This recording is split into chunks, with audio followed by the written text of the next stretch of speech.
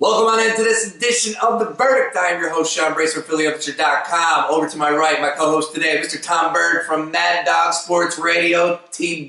Good to see you, my friend. Look, it's a long season when it comes to the NFL. 16 games. Eagles played their fourth game yesterday, but it was a tough loss. It was a game that they battled back. A lot of people are looking at that right now going, damn, let that one slip through our fingers. Should have won that game. So we start off there, Tom. Question number one. People want answers. What was the one reason why, if there was one single reason why the Eagles ended up losing that game yesterday to the Lions? 3rd and 2. Inside of 3 minutes, Ryan Matthews with the football. You pick up a first down there, that game is over. He carries the ball in the wrong hand. I didn't like the deep pitch anyway. I thought Doug Peterson called a good game. I didn't like that play call, but that's on Ryan Matthews. We can talk about the pick for Carson Wentz. And how about Darius Slay? We were talking about that off air. He had a wonderful game. But it is absolutely Ryan Matthews. Forget about 5.5 yards per carry. Nobody cares when you put the ball in the turf like he did. Give him credit. Handled it like a man. After the game, his birthday today. Don't be going out of the city.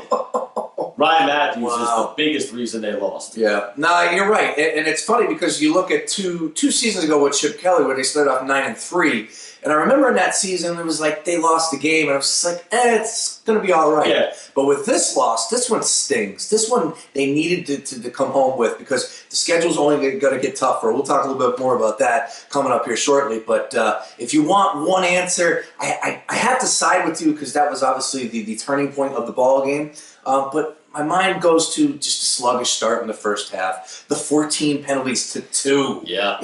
And those sort of things are tough to overcome. But, if you want blood right now, Philly, I guess we got to give you Ryan Matthews. And having Nigel Bradham disciplined in the first half really hurt them.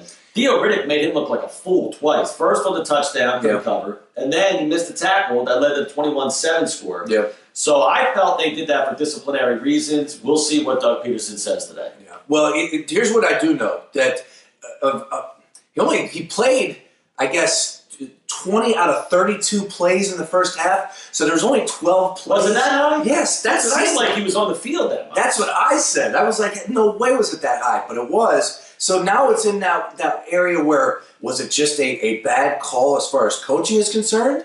And I think that's the case at this point in time. You might be right. I thought it was for disciplinary reasons. If you only missed 12 snaps, maybe they were finally giving Kendricks a look. Yeah. Kendricks, like I said, Theo Riddick owned him. All right, give me a grade for Carson Wentz. Carson Wentz played well, Tom. 25 of 33, 2 touchdowns, 1 interception.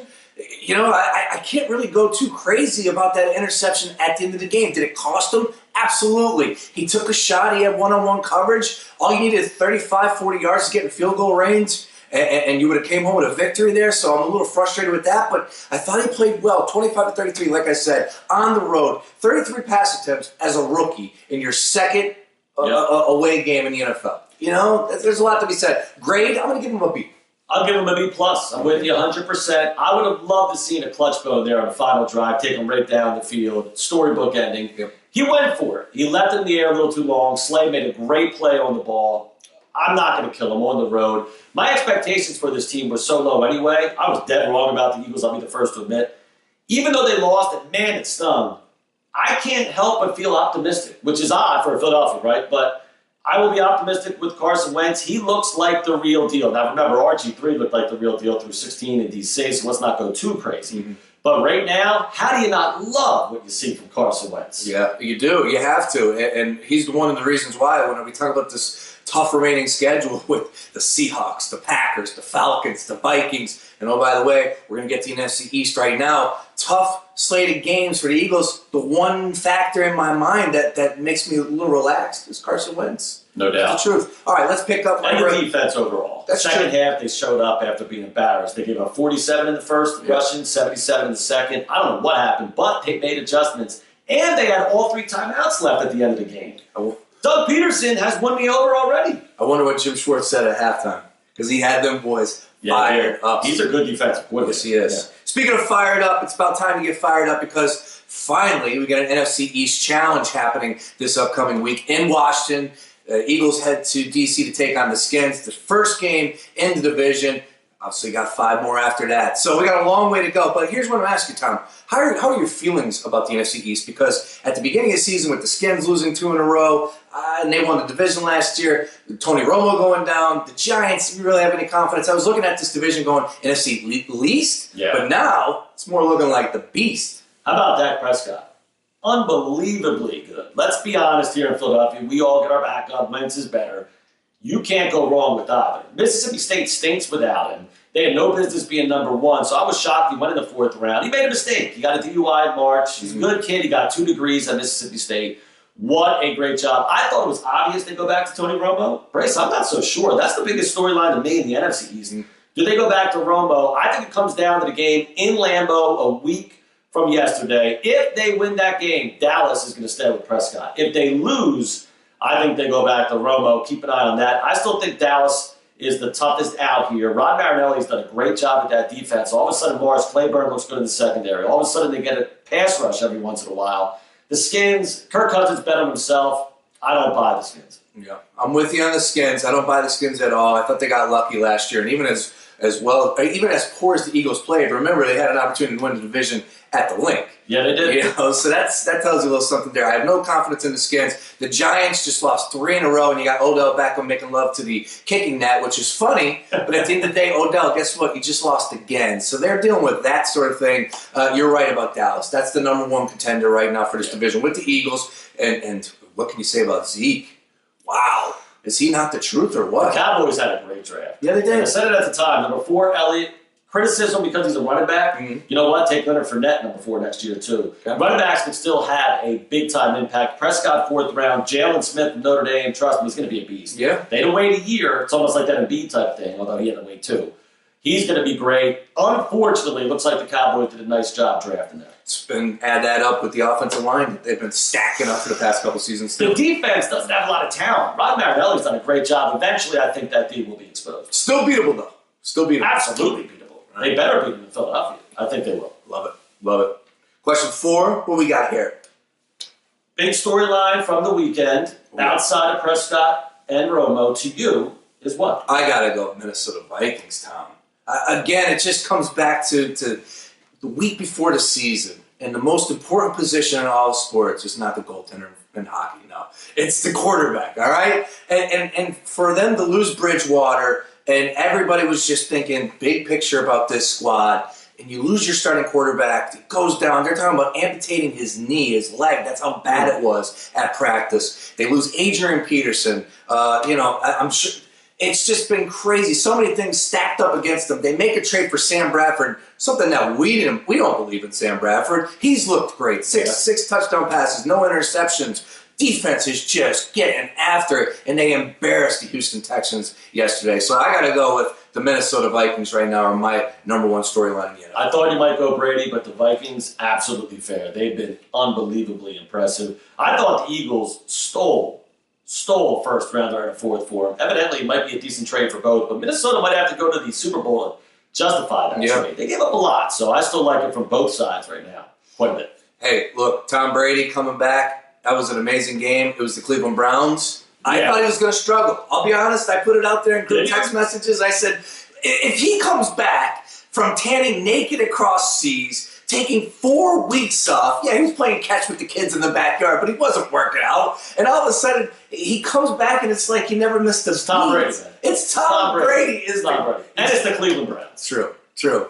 And I thought there was something to do with the hangover, too, with the loss with the Buffalo Bills the week before. So I just thought they would struggle. He wants so badly for Roger Goodell to have to hand him that Vince Lombardi trophy. I think it would be a funny picture if that happens. Oh, my God, it would be. All right, 5th and final question on the verdict. You touched on Mr. Joel Embiid. We got to hit on it because over the weekend, Joel Embiid played in his 2nd NBA preseason game, his 2nd game ever for the 76ers, and it was impressive. He's getting the rust off, Tom. I think he had 12 points in 13 minutes. He's on a minute restriction. I'm loving what I'm seeing from the guy. I got to get your take on Joel Embiid. We've seen him 3 times now, in fact, right? Celtics. 3, my bad. 3 times, yes. And he showed you right away in game 1 what he can do. I never worried about his game on the floor. I worried about his ability to stay healthy. That navicular bone scares the heck out of me. He went down early.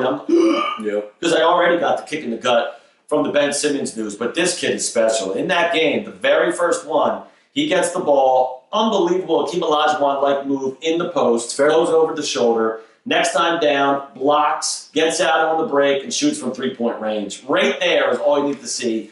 This kid is special. It's a shame that Simmons will be out. He will play. He'll be back in January. He better be. That's Colangelo's job to get him there because they deal with agents properly, we're told. So I expect him there in January. Sarge and Embiid have looked like their best two players. Despite the injury, there's still excitement. They're not going to win a ton of games. No, yeah. They're going to get another great draft pick, but let's not worry about that now. There's still a lot of excitement there because Embiid looks like the real deal. Embiid just is special. When he came down and popped that three, it's just like, you got that in the bag? What? It's unbelievable. Yeah, that's not the way it's supposed to work. And he makes Kevin Love, who's 6'10", look like our size. Yeah. He is a monster. They said he grew 2 inches. He looks like he's grown 4. No, it's really fun to watch him play. He's out there. He's laughing. He missed a free throw. He went back to T.J. McConnell to shake 5. T.J. wasn't paying attention. He just stood there like this. Like, he's having fun with it. He is. And he's a competitor. Oh, yeah, he is. He's got a mean streak I like about him. Philly is going to love him and Sarge. They are going to fall in love with the Sixers team. I got to come back to the way they play. The first point that you said, though, and it's what hits me when I'm watching them, I want to be able to enjoy it a little bit more, and I don't know when that point's going to happen where that injury gets out of my mind. That it's like, he's ours, he's with us, he's not going anywhere.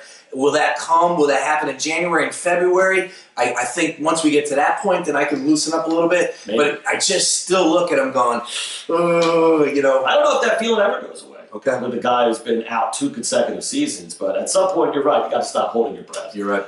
The future's bright. Obviously, they're not going to compete for a championship for a couple of years, but when you look at the Eastern Conference, is there anybody looking down the road that you feel more confident in? There isn't. Minnesota out west, I'll give you that. Yeah. Lakers have a nice young nucleus, too. I don't know what they're doing, though, with Mozgov and Dag. They don't fit their timeline. Nobody has a better future, seemingly, than Philly, but still a lot of question marks. Everybody wants to be they're touting the Celtics. That's the only team. I'm not a Celtic fan. I mean, I think they got some pieces, don't get me wrong, but they're a very good team, but they're a team with a lower ceiling. They're young players, Marcus Smart and company. They're good, but they're not great. They bring in Horford. They're going to be a nice team. They might get a 3 seed in the East, but they're not beating Cleveland. And I would still take the Sixers' future, believe it or not, over the Celtics. I know a lot of people think that's crazy. I don't. Good stuff as always on The Verdict. We hit a number of things. Philadelphia-centric right there for you, all right? I know that people love that stuff. Make sure you guys leave any questions, comments, or concerns underneath. Hit up Tom Byrne on Twitter. Make sure you listen to him on Sirius XM Satellite Radio, as I always do, on the Mad Dog Sports Radio channel. Myself, Sean Brace, PhillyHipster.com, and, of course, catch me on Fox 29 this weekend. Hey, until next time, thank you for checking out The Verdict.